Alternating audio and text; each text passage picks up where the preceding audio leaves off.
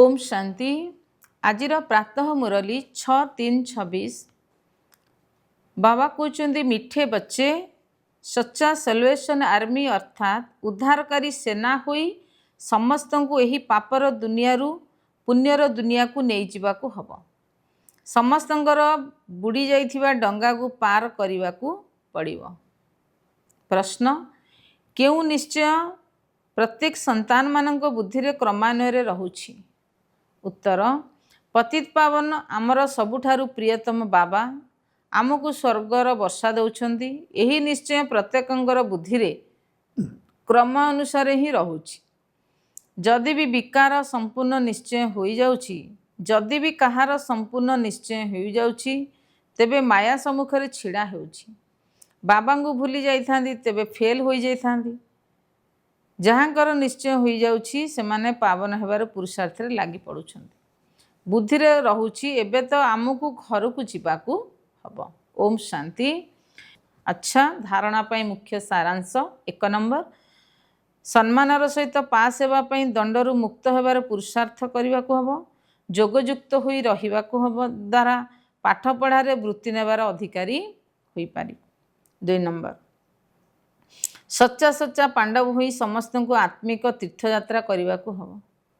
कौनसी प्रकार हिंसा करिवार नाही। आजिर वरदान लाइट हाउस स्थिति द्वारा पाप कर्म गुड़ी को समाप्त करुथिबा पुण्य आत्मा भव। जेउठारे लाइट थाए सेठारे कौनसी प्रकार पाप कर्म होई न थाए। तेणु सर्वदा लाइट हाउस स्थिति रे स्थित रहिले मायार कौनसी पाप कर्म सेपटे पाप कर्म कराई परिबो नाही। तेणु सर्वदा पुण्य आत्मा होई रहिथिबो एवं पुण्य आत्मा संकल्प रे मध्य कौनसी पाप कर्म करि परिबो नाही। जेउठारे पाप थाए सेठारे बाबांकर स्मृति न थाए। तेणु दृढ़ संकल्प कर जे मु पुण्य आत्मा अटे, पाप मो सम्मुख को आसी परिबो नाही। स्वप्न रे बा संकल्प रे मध्य पाप को आसीबा को दियो नाही। स्लोगान जो माने ड्रामार प्रत्येक दृश्य को साक्षी होई देखि थांती सेई माने ही सर्वदा हर्षित होई रही थांती। अव्यक्त इशारे निश्चयर मूल दुआ को मजबूत करी सर्वदा निर्भय और निश्चिंत रुह। निश्चय बुद्धि पिला माने सर्वदा निश्चिंत तथा हर्षित रही थांती। चिंता खुशी को समाप्त कर दे थाए। जदि निश्चिंत रहिबो तेबे सर्वदा खुशी रे रहिबो।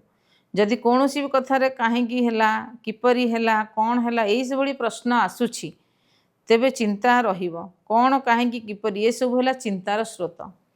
आउ कई कई कही थांती मो द्वारा एभली काहेकि होउछि, मो पछरे एभली बंधन काहेकि रहिछि, माया काहेकि मो पिछर पड़िछि, मोर काहेकि एते कड़ा हिसाब किताब चलिछि। तेणु काहेकि शब्द आसीबा अर्थ चिंतार सुଅ छुटिबा। जो माने एई भली चिंता ठारू ऊर्ध्वरे रही थांती सेई माने ही निश्चिंत अटंती।